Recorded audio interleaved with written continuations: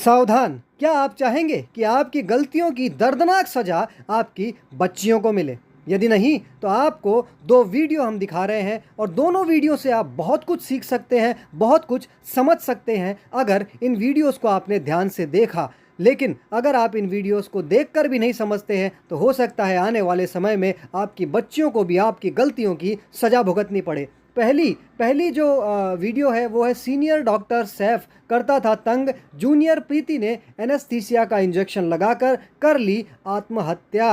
आरोपित बोला, मैं उसे सुधार रहा था। यानी ये एक मामला है जिसमें डॉक्टर प्रीति, जो कि एक दलित परिवार से आती है, हिंदू है, और इस बच्ची को मजबूरन, क्योंकि इसके सीनियर डॉक्टर सैफ ने इसे परेशान किया, प्रताड़ित किया। अब क्या क्या किया वो तो डिटेल में नहीं पता है, लेकिन इतना परेशान किया कि बच्ची को अपनी जान देने तक का निर्णय लेना पड़ा। उसे एक डॉक्टर, जो कि न जाने कितने संघर्षों के बाद डॉक्टर बनी होगी, कितना उसे टेंशन लेना पड़ा होगा, कितनी पढ़ाई करनी होगी, लेकिन तब उसे इतना परेशानी नहीं हुआ। पर अब जब एक सीनियर डॉक्टर सैफ ने उसे प्रताड़ित किया, तब इतनी परेशानी हुई कि उस बच्ची ने अपनी जान तक दे दी। एनेस्थीसिया का इंजेक्शन लगाया और अपनी जान देने की कोशिश की, और उसका इलाज चल रहा था, लेकिन अंततः निजाम इंस्टीट्यूट ऑफ मेडिकल साइंस द्वारा 26 फरवरी 2023 को मृत्यु की पुष्टि कर दी गई। इस मामले में आरोपित डॉक्टर सैफ को पुलिस ने शुक्रवार 24 फरवरी 2023 को गिरफ्तार कर लिया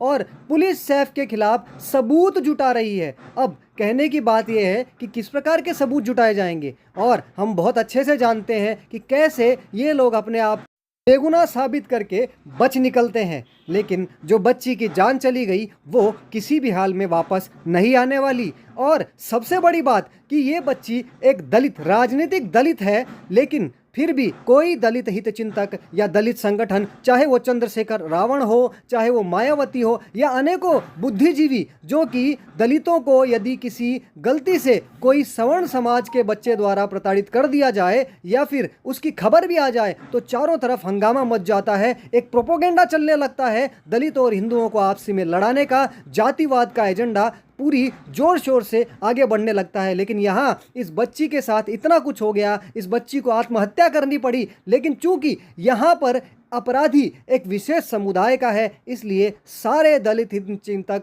बिल्कुल चुप बैठे हैं, खामोश बैठे हैं। उन्हें कोई फर्क नहीं पड़ रहा और ना ही वो न्याय की कोई गुहार लगा रहे हैं। इसलिए यहाँ पर कई चीज़ें समझने लायक हैं। पहली तो आप अपनी बच्चियों को, अपने बच्चों को कहीं भी भेजते हैं, एडमिशन दिलाते हैं, तो वहाँ देखें कि कोई जिहादी उनके आसपास ना हो। ये देखना अत्यंत आवश्यक है। हाँ, ये बहुत कठिन हो सकता है, लेकिन असंभव नहीं। और यहाँ सवाल आपके बच्चों के जीवन का है, इसलिए आपको ये चीज़ देखनी होगी, इस पर ध्यान रखना होगा। और दूसरी चीज़, हमारे दलित भाइयों से हम निवेदन करेंगे कि इन दलित हित चिंतकों, जो कि राजनीतिक रोटी सेकने के लिए आपको केवल एक हथियार के रूप में प्रयोग करते हैं, उनके चंगुल में ना फंसें, बचें उनसे, और इन जिहादियों का शिकार होने से भी बचें। अन्यथा आप इसी प्रकार, आप और आपकी बच्चियां इन जिहादियों का आसान शिकार इन दलित हित चिंतकों के कारण होता रहेगा, जो लगातार नारे लगा लगा कर आपको उनके नज़दीक भेजते रहते हैं। अब दूसरी घटना बेहद ही शर्मनाक और बेहद ही दर्दनाक है। ध्यान दीजिएगा कि यहाँ एक यूसुफ नाम का एक मुस्लिम, जिसे एक 21 महीने की बच्ची चाचा कहती थी, उस 21 माह की छोटी सी बच्ची का इस जिहादी, इस हैवान ने बलात्कार कर दिया और उसे मौत के घाट उतार दिया। अब आप सोचिए, एक 21 महीने की छोटी सी बच्ची, जो इसे चाचा कहती थी, और गलती क्या, उस बच्ची की गलती नहीं थी, गलती उस बच्ची के बाप की थी, जिसने इस जिहादी, इस हैवान को अपना दोस्त बनाया, अपना मित्र बनाया, और उस मित्रता के चलते ये जिहादी उसके घर पर आता जाता था और उस बच्ची को कुछ सामान दिलाने के लालच में वहाँ से ले गया और ले जाकर उसके साथ ये कुकर्म किया, उस बच्ची की जान ले ली, उसे मार दिया। आप सोचिए, इस छोटी सी बच्ची का आखिर क्या दोष था, क्या दोष था इस बच्ची का, जो इस बच्ची के साथ ऐसी हैवानियत हुई और वो इस दुनिया से चली गई। हम बार बार कहते आए हैं, 2 गज दूरी, जिहादियों का बहिष्कार है जरूरी।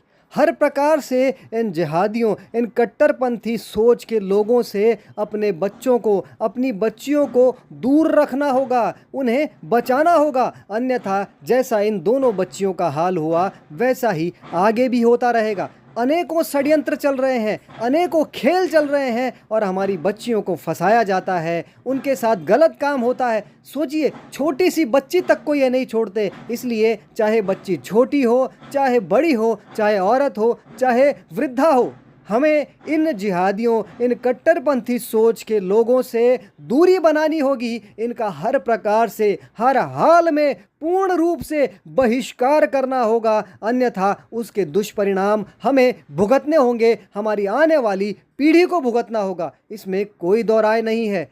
ये दोनों वीडियो बहुत कुछ सिखाते हैं, बहुत कुछ समझाते हैं। हमारा निवेदन है, ध्यान दीजिएगा, इन दोनों वीडियोस को ठीक से समझिएगा और समझ आ जाए तो इन्हें अधिक से अधिक शेयर कीजिएगा ताकि बाकी लोग इन दुष्टों के शिकार होने से बच सकें।